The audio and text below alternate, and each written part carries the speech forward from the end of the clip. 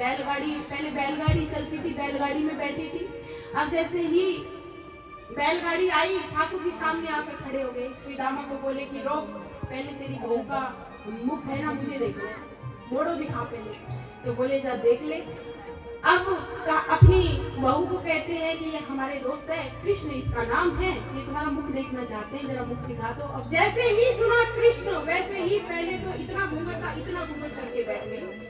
अच्छा ये वो खतरनाक छोरा है। तो भैया ने कहा है कि किसी को भी मुख दिखाना, लेकिन कृष्ण को मुख मत दिखाना। बोले नहीं, मैं इसे अपना मुख नहीं दिखाऊंगी। तो लाला ने कहा कि देख, तू तड़पेगी मेरे काजे, तड़पेगी, मैं तुझे वचन दे रहा हूँ। बोले नहीं, मैं तड़पूंगी, अगर मैं मुख देखूंगी तो मेरा खसम है ना, उसी का मुख देख लूंगी, तेरा काय को देखूंगी मैं। बोले गोपी, मैं तुझे बता रहा हूँ कि एक दिन तुम मेरा मुख देखने के लिए तड़पेगी। इतनी बात करके ठाकुर जी वहाँ से चले जाते हैं। और माधवी क्या है, इस बात को वैसे ही जाने देती है, क्योंकि एक छोटा बालक जब बहुत बड़ी बड़ी बात करता है ना, तो हम गौर नहीं करते उस बात की। तो माधवी ने भी सोचा कि छोटा बालक है। अब ठाकुर जी चले गए। अब वृंदावन में गोपियों का हाल ये था कि जब भी कोई गोपी काम करती थी, केवल ठाकुर जी का स्मरण किया करती थी कि कृष्ण ऐसे है, इनका मुखमंडल ऐसे है, इनकी नासिका ऐसी है, हसितम मधुरम चलितम मधुरम वमितम मधुरम मधुराधिपते अखिलम मधुरम। ये चलते ऐसे हैं, इनका हंसना मधुर है, इसका चलना मधुर है। हर तरफ केवल और केवल श्री कृष्ण की बात होती थी। अब माधवी इन सबको देखकर सोचती थी कि मैं तो बड़ी अच्छी हूँ, कम से कम मैं अपने पति का तो ध्यान करती हूँ, लेकिन ये तो पर पुरुष का ध्यान करती है। सब गोपियों ने कहा कि देखो, इस प्रेम को तुम काम वासना से मत जोड़ना। जिस दिन तुम ठाकुर जी को देखोगी ना, तो सारे काम जो है नष्ट हो जाते हैं। बोले वो 3 वर्ष का बालक है। तो माधवी ने कहा भले ही 3 वर्ष का बालक हो, लेकिन है तो पुरुष ही ना, तो मैं तो उसका मुख कभी नहीं देखूंगी। तो गोपियों ने कहा कि जिस दिन ठाकुर जी तेरे सामने आ जाएंगे ना, उस दिन तू सब कुछ भूल जाएगी। तो हर समय कृष्ण कृष्ण कृष्ण कृष्ण माधवी जो है सुनती रही।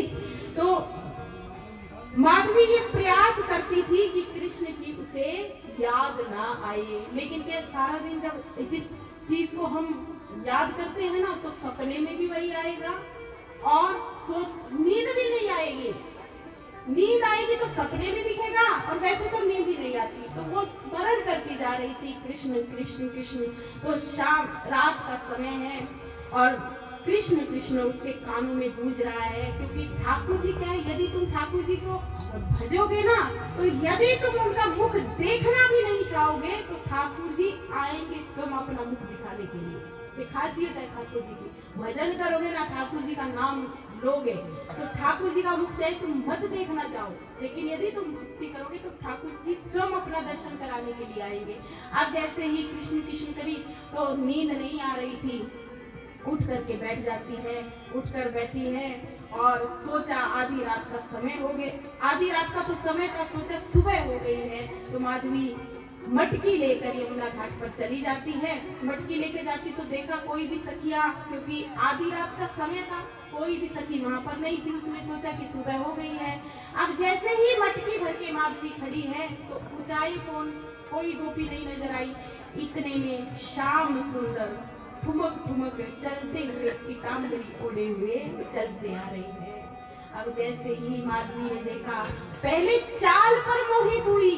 जब ठाकुर जी चलते आ रहे थे ना, कैसी चाल है ठाकुर जी की, चाल पर मोहित हुई, फिर हाथ की चलन पर मोहित हुई, और फिर ठाकुर जी का माधवी ने मुख देखा। मुख देखकर भूल गई सुध। ठाकुर जी आए, बोले, ठाकुर जी आकर के बोलते कि अरे गोपी, ऊंचाई नहीं पा रहे, मैं ऊंचा दूं तुझे मटका। अब जैसे ही मटकी ठाकुर जी ने ऊंचाई, और ठाकुर जी छोटे थे, लेकिन जैसे ही माधवी को मटकी उठा रहे थे, वैसे ही ठाकुर जी थोड़े से कद को है वो बढ़ जाता है। ठाकुर जी का कटाक्ष नेत्र जो है, माधवी को कटाक्ष नेत्र दिखाई देते हैं, और जैसे ही नेत्रों को माधवी ने देखा, तो माधवी खड़ी की खड़ी वहां पर रह गई है। अश्रुधारा बह रही है आंखों से कि मैंने क्या कर दिया ये, कि मैंने इतने दिनों तक मैंने इनका मुख नहीं देखा, मैं इनके दर्शनों से वंचित रही।